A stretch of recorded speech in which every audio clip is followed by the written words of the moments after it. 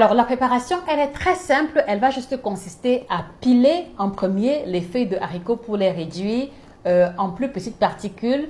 Et par la suite, on va rajouter à l'intérieur la farine ou la poudre d'arachide moulue et ainsi que la potasse pour faciliter la digestion. Et par la suite, on va rajouter la céréale qui aura été plébiscitée. Donc, comme je l'ai dit, voilà, il peut s'agir du couscous, il peut s'agir des graines de mil, il peut s'agir également du fonio ou de toute autre céréale de votre choix. Donc, une fois qu'on a effectué le mélange, on va laisser reposer 15 minutes et 15 minutes plus tard, on va former des petites boules comme vous pouvez le voir en image. Et ce sont ces boules-là qui vont être cuites à la vapeur.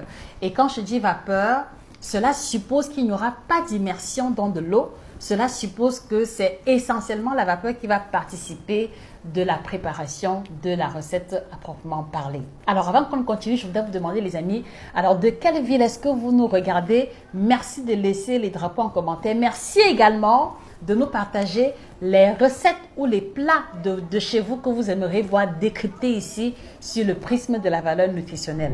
Voilà, et donc une fois que on a formé les petites boules, cela va être mis à cuire à la vapeur et après la préparation, il peut se manger tel quel, il peut se manger avec un peu de piment, avec un peu d'huile de palme frite dans les oignons, à ce que j'ai pu comprendre.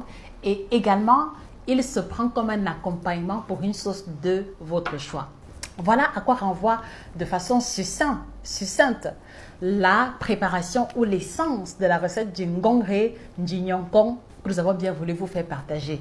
Est-ce que nos frères du Burkina Faso sont dans la place? Voilà, faites du bruit en commentaire et rassurez-nous qu'il n'y a pas d'erreur de notre part dans la présentation de cette recette.